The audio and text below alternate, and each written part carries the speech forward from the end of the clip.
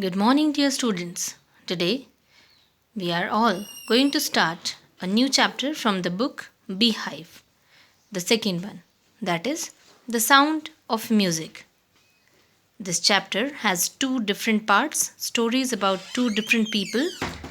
The first one is Evelyn Glennie listens to sound without hearing it. Got some idea with the help of this heading title?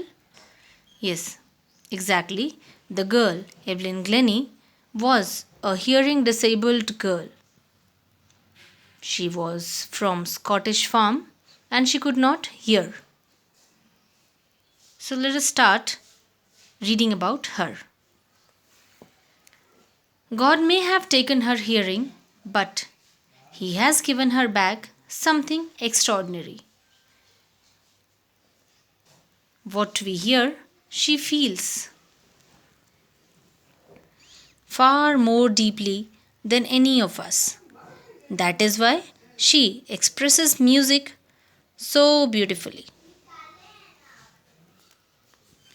Read the following account of a person who fought against a physical disability and made her life a success story. That was Evelyn Glennie. Rush hour crowds jostle for position on the underground train platform. Rush hour, as it symbolizes the very busy hours of the day, means early when people go to the offices, schools, everywhere. So those hours can be considered as rush hour. And the crowd which was there on the platform during these hours is called rush hour crowds. And the people jostle for position on the underground train platform. Jostle means push thoroughly, roughly each other for position, to get some position on the underground train platform. A slight girl, slight is small and thin, looking younger than her 17 years, who looked much younger than her age, that was 17 years. She did not look or seem to be of 17 years, was nervous yet excited as she felt the vibrations of the approaching train. The slight girl, was nervous, but then she was at the same time excited also as she felt the vibrations of the coming train. It was her first day at the prestigious Royal Academy of Music in London, and daunting enough for any teenager fresh from the Scottish farm. Daunting means frightening.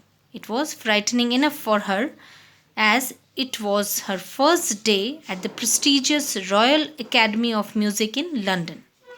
She belonged to Scottish farm, but this aspiring musician faced a bigger challenge than most.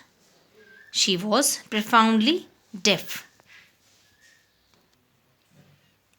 In this paragraph, it is clearly said or expressed that this girl, the young musician, had to face a bigger challenge than any other musician, as she was profoundly deaf, completely deaf, could not hear at all.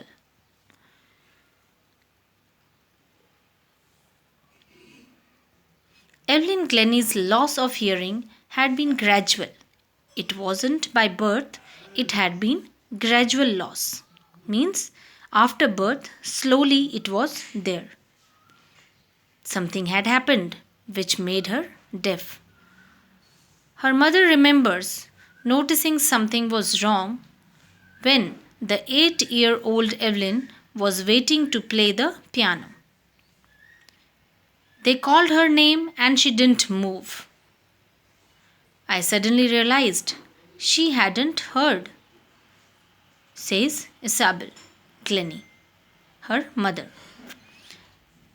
It was some school function and the girl Evelyn was waiting for her turn to play the piano, But when her name was called out, she did not move. Then her mother realized, Isabel Glennie realized, that she hadn't heard it. For quite a while, Evelyn managed to conceal her growing deafness from friends and teachers. Conceal means to hide. For a while means for a little time she could hide her growing deafness from her friends and teachers. But by the time she was 11, her marks had determined and her headmistress urged her parents to take her to a specialist. As she got 11, her marks, scored whatever she scored, had determined, clarified that her headmistress had to urge her parents to take her to a specialist. Everybody came to know that the girl was disabled.